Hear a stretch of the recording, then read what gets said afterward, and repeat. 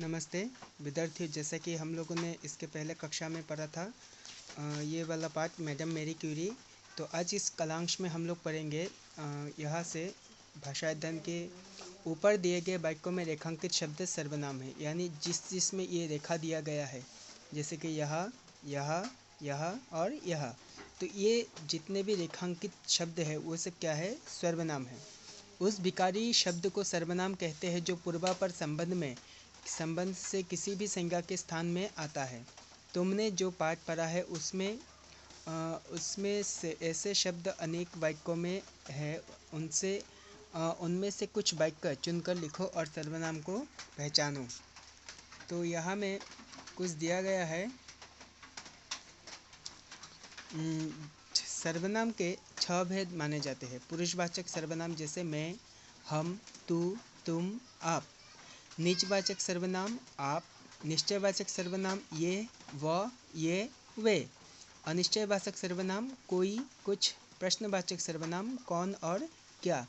और एक है संबंधवाचक सर्वनाम जो, सो। तो ये सबको याद रखना कि सर्वनाम के भेद कितने हैं और सर्वनाम किसे कहते हैं।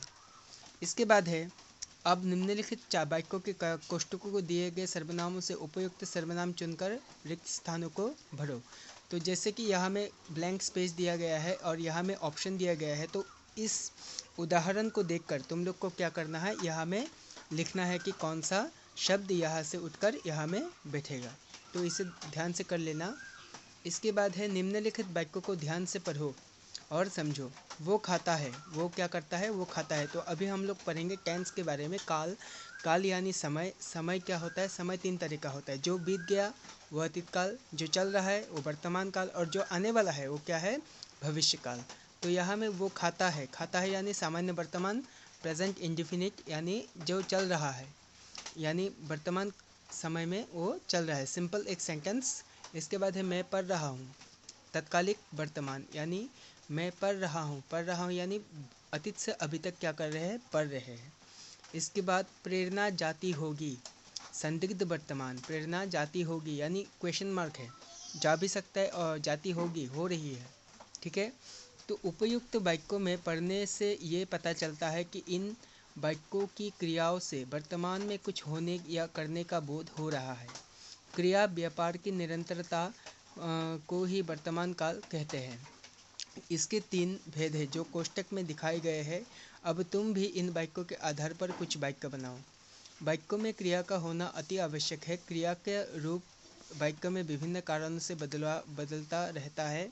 इन कारणों से लिंग, वचन और काल प्रमुख है। नीचे लिखे वाक्यों को ध्यान से देखो। डिम्पल किताब पढ़ती है। डिम्पल क्या करती है? डिम्पल किताब पढ़ती है। तो अभी यहाँ में कौन सा काल आएगा? इकबाल किताब पढ़ता है। इकबाल किताब पढ़ता है, डिम्पल किताब पढ़ती है, यानी ये फीमेल है, ये मेल है। इसके वजह से यह पढ़ती है और पढ़ता है में क्या हो गया? फर्क आ गया है। और क्या काल होगा वो मुझे बताना। इन वाक्यों में डिम्पल स्त्रीलिंग है और इकबाल पुल्लिंग, इसलिए डिम्पल के साथ क्रिया का रूप पढ़ती हुआ, जबकि इकबाल के साथ पढ़ता हुआ है। कुछ और वाक्य देखें। मैं रोज खेलता हूँ। मैं रोज क्या करता हूँ? खेलता हूँ। इसमें सिंगुलर टेंस आया है, सिंगुलर नाउन्स। हम रोज खेलते हैं, यहाँ में प्लूरल नाउन्स। हम रोज खेलते हैं यानी ये हैबिचुअल एक्शन है। पहले वाक्य में मैं एक वचन में है, इसलिए इसके साथ क्रिया रूप हुआ खेलता हूँ। दूसरे वाक्य में हम बहुवचन का रूप है, इसलिए इसका क्रिया का रूप हुआ खेलते हैं।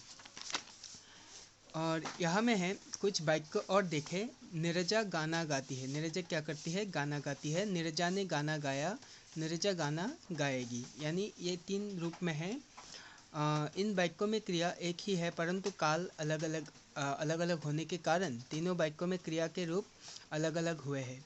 पहला वाक्य वर्तमान काल में है, इसलिए गाना क्रिया का रूप गाती हुआ भूतकाल में होने के कारण दूसरे वाक्य में गाया, और भविष्य काल में होने के कारण तीसरे वाक्य में गाएगी हुआ। नीचे कुछ वाक्य दिए गए हैं। दाई और दिए गए सही क्रिया रूप को चुनकर वाक्यों को पूरा करो। तो यहाँ में दिया गया है कि गाय हमें दूध डैश है। अभी गाय क्या है? गाय मेल है या फीमेल है? तो अगर गाय मेल है तो क्या होगा? देता, अगर फीमेल है तो देती होगी। स्कूल में बहुत लड़के डैश है, अपने इस बार छुट्टी में दिल्ली डैश, रीता ने खरगोश को गाजर डैश, मजदूर मिलकर काम डैश, सचिन हमेशा क्रिकेट डैश है। तो इन सब वाक्यों को अच्छी तरह से लिखकर मेरे पर्सनल व्हाट्सएप पे दे देना। और इसके बाद परियोजना में क्या है थोड़ा पढ़ के सोच लेना। इसके बाद शब्दार्थ, तो शब्दार्थ को अच्छी तरह से पढ़ लेना। इसके अगली कक्षा में मैं शब्दार्थ से शब्द लिखकर वाक्य बनाओ का वो दूंगा। तो आज के लिए इस वीडियो को हम लोग यह समाप्त करते हैं। नमस्ते।